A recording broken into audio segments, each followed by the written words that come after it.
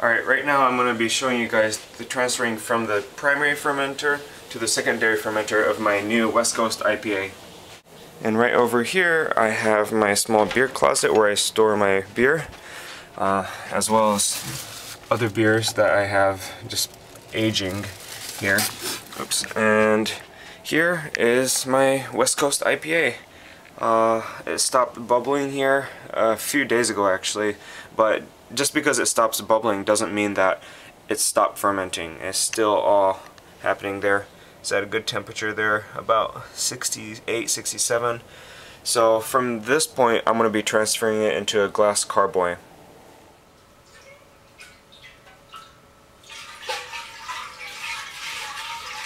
Now, even though I didn't plan according to proper procedure, doesn't mean that I can't, sanitize the carboy this way. I mean, there's always many different ways of doing it. It's not just one way. So just the important thing is that you don't want to be anal retentive. Just like the guy at San Francisco Brewcraft said, if you're anal retentive when you're making beer, your beer is going to taste anal retentive. So don't make anal retentive beer. See, so even with limited equipment, I have a way to air out the carboy as it's dripping off all the sanitizers. So it is very important to sanitize everything thoroughly, because anything that the beer comes in contact with, it could affect the color and especially the taste. Okay, got the primary fermenter opened. It was a two-handed job, so I had to take care of that. Let me take the thing out here. Well, I'm gonna get that later, and I have to sanitize that as well. So let's check out how it looks here. Yeah, it smells really sweet actually, and fresh. So this is how the West Coast IPA looks like at the moment. It looks pretty thick, still bubbling, so it's it might be fermenting still, but we're gonna put it in that really soon. And just in case you're wondering, don't worry, it's not touching all my dirty clothes there. So now I should check the gravity of this beer, so let me get my hydrometer. Okay, here's the hydrometer. I just sanitized it. I sanitized it a few days ago, but it never hurts to. Okay, here we go. Dipping it right in. Bouncy, bouncy. Let's see what the reading is. It's so hard for me to read it, but 1.1? 1.10. Oh, jeez.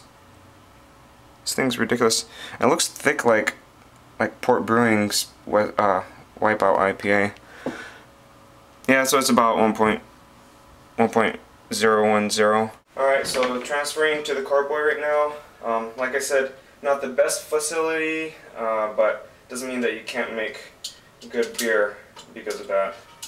So let's just get a flow here going. And we're off.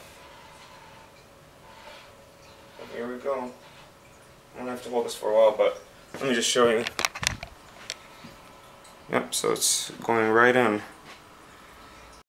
It has an odd color, at least I think so, but I think it's gonna be okay. Like I said, you don't want to worry too much and be anal retentive, otherwise the beer will taste that way. So anyways, transferring it from here, whoops. And you don't want to get much of the crap that I just put in just from dropping it down to the bottom. So you don't want this thing to be all the way on the bottom.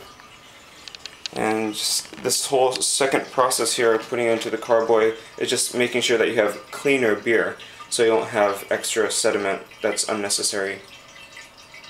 Oh, and I forgot to tell you, you want to make sure the hose is all the way on the bottom so you don't hear that trickle sound that it just had. It's just, you just don't want to agitate the beer because it's unnecessary, and then it'll kind of, make a mess out of it.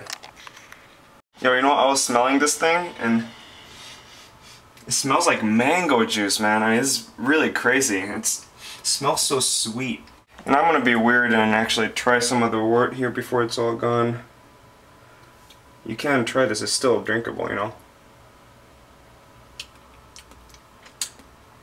Wow, it's actually more bitter than expected. I guess because it's a West Coast IPA. But yeah, it's It still smells like mangoes, but it does have a sweet tinge to it, so that's kind of good. Well, so here's the leftover yeast. It looks like an outside of a human brain, or looks like a wasteland. But anyways, here's the beer, and we'll see how it turns out.